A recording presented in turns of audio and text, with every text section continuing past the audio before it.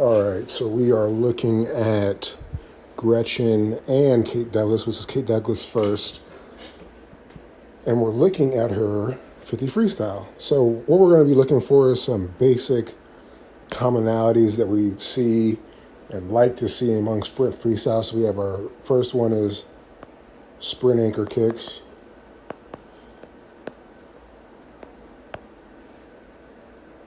Let's just write it out. All right, point two extension.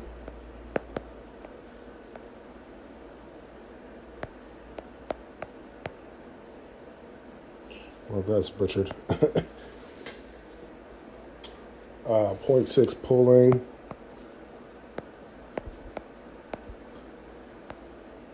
Point two-ish recovery. Yeah, guys, if I double tap too close. Oh, it doesn't do that. Normally if I double tap close, it'll start zooming in randomly, so it gets real annoying.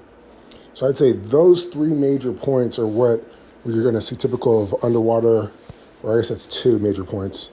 But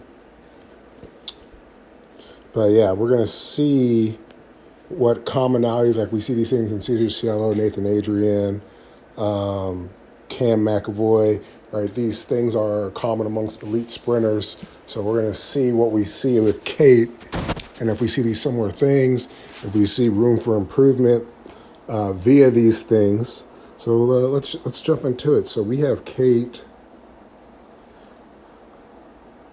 right here, Gretchen above her. So let's see what we got.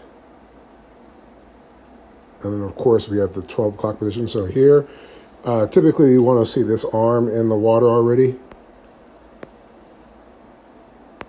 There we can have a much cleaner rotation through the shoulders.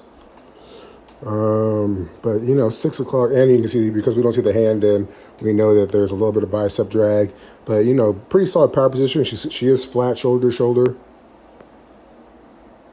We do have that arm pointed down to the bottom of the pool-ish, right there.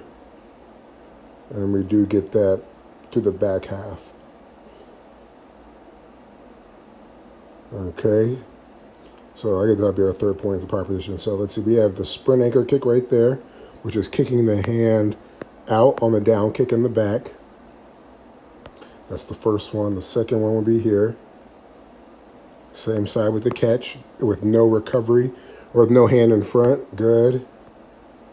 Then we get to the power position right there at 12 o'clock. So we do have a short arm here instead of a long lever that we'd like to see. We want to see long arms through here, not high elbow catches where the bicep, right, if this is the chest, right pec, left pec, right pec, we don't like seeing this, where the bicep is open from the chest, limiting our power. Whereas when we look at her other arm, right, we have a long arm the whole way through, nice and narrow to the pec. Okay. So here's one area, but still though, we do have our anchor kick. Boom. We have our power position right there. And then we do have her kicking the hand out.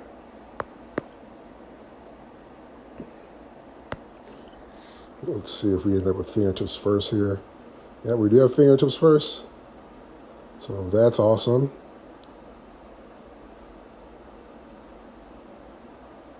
So we have our power position, we have our anchor kicks. Let's see what we got on. Oh, there's no timer on this one. Oh, so we're going to find another app, guys. Usually there's a timer option on my old app.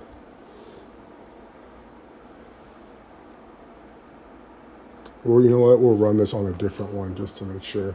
And I'll splice it in. So let's move on to Gretchen. All right, guys, so let's see what we got here. So on this side with Miss Douglas, we have, let's see if we have a point two extension. So when that hand exits, 0.26, not bad.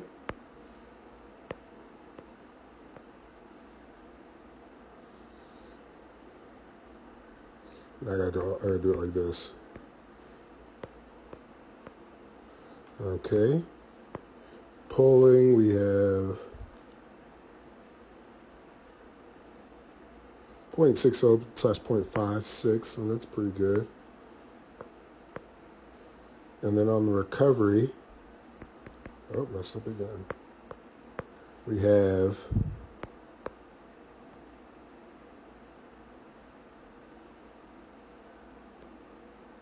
0.29.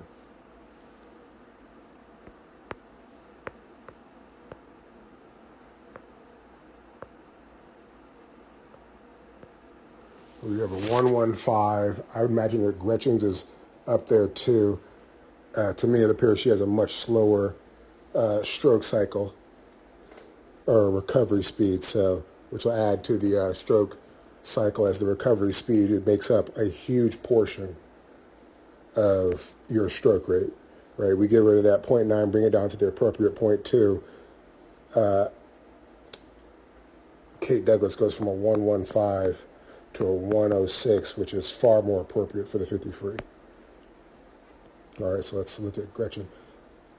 Let's check her other arm first. So here we are flat. Let's see what we're working with, guys.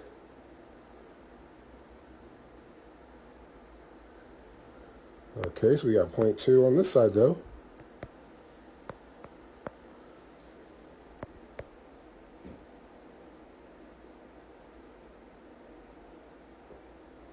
Okay. Well, you know, that's me just messing up.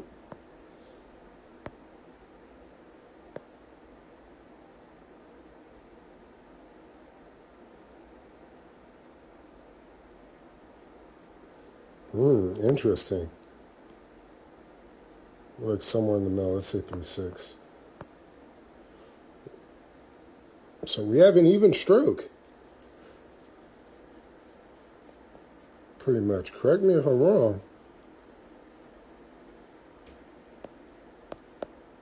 Interesting. So on the left arm, this is what we have. On the right arm, we had what? 0.296026, I think, which is a 115. Huh. So very interesting. You know, our pulling is very good. We got slow recoveries, and our extensions are a little different.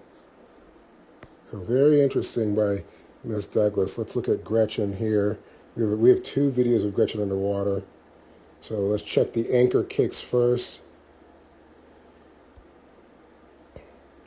I really like her length.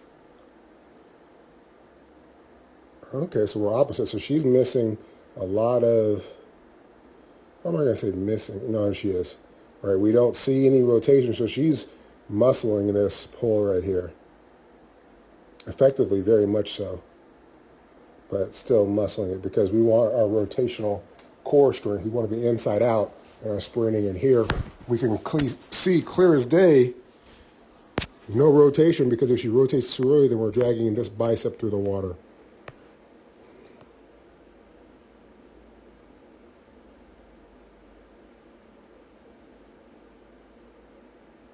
Okay, we are a little late. It looks like, so yeah, Gretchen does use the opposite, the wrong foot. So we either have a wrong foot or we're a little early. All right, the reason why I say early because we can see her already starting to go into her catch, which should be the same side leg. But we see the down kick here, the opposite leg, she's starting to get into it.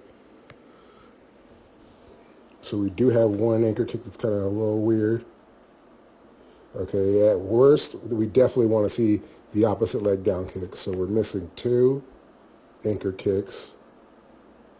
So yeah, she just got a little foot imbalance. And this may be caused by the fact that she's also not rotating earlier, right? We do have, let's see, we don't have the 6 o'clock position, because right here she's flat and she's already, we dropped the elbow, we're going tricep dip, exit. And usually we like to see that down kick with the exit. So anchor kicks we are negative on from Gretchen. Or they're there, but they're the wrong feet. Okay.